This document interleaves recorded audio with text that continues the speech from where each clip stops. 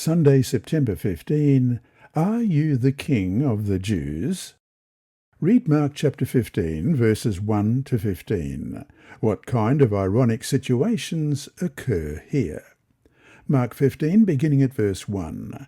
Immediately, in the morning, the chief priests held a consultation with the elders and scribes of the whole council, and they bound Jesus, led him away, and delivered him to Pilate.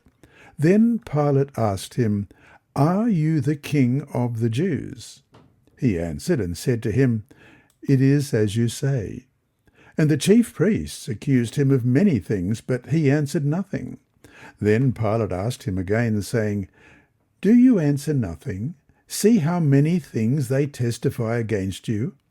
But Jesus still answered nothing, so that Pilate marvelled.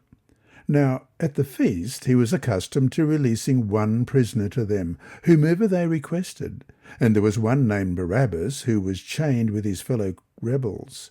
They had committed murder in the rebellion. Then the multitude, crying aloud, began to ask him to do just as he had always done for them. But Pilate answered them, saying, "Do you want me to release to you the King of the Jews?" For he knew that the chief priests had handed him over because of envy. But the chief priests stirred up the crowd so that he should rather release Barabbas to them.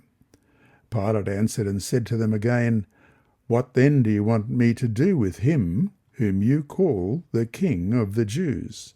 So they cried out again, "Crucify him." Then Pilate said to them, "Why? What evil has he done?" But they cried out all the more, "Crucify him." So Pilate, wanting to gratify the crowd, released Barabbas to them, and he delivered Jesus, after he had scourged him, to be crucified. Pontius Pilate was the governor of Judea from AD 26 to AD 36. He was not a kind leader, and a number of his actions caused consternation among the inhabitants of the land, as we compare here with Luke 13, verse 1. There were present at that season some who told him about the Galileans whose blood Pilate had mingled with their sacrifices. The Jewish trial of Jesus resulted in a death sentence for blasphemy, but under Roman rule, the Jews could not execute people in most cases, and so they brought Jesus to Pilate for condemnation. The charge against Jesus before Pilate is not mentioned, but it is possible to ascertain the charge based on the brief question that Pilate asked Jesus. "Are you the King of the Jews?" in verse 2. In Old Testament times, Israel anointed its kings, so it's not hard to see how the term Messiah, really meaning anointed one, could be twisted into claiming homage as a king in competition with the emperor. Thus, the charge brought before the Sanhedrin was blasphemy, while the charge brought before the governor was sedition, which would lead to death. The irony is that Jesus is both the Messiah and the King of the Jews. His convictions for blasphemy and sedition were mistaken. He should have received homage and worship instead. Yet Jesus still acts in a kingly manner. His response to Pilate, "You have said so," in Mark 15, verse 2, is non-committal. He does not deny the title or affirm it.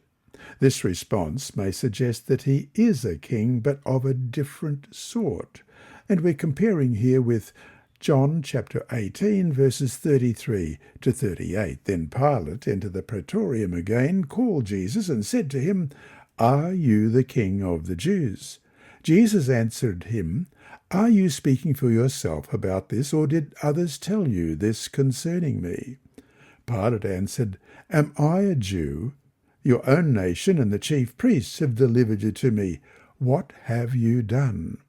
Jesus answered, "My kingdom is not of this world. If my kingdom were of this world, my servants would fight so that I should not be delivered to the Jews. But now my kingdom is not from here." Pilate therefore said to him, "Are you a king then?" Jesus answered, You say rightly that I am a king. For this cause I was born, and for this cause I have come into the world, that I should bear witness to the truth.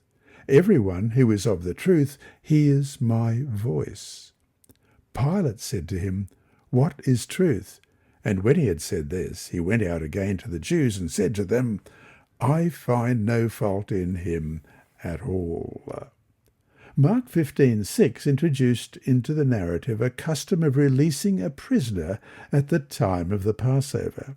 In verse 9, Pilate asks if they want him to release the King of the Jews.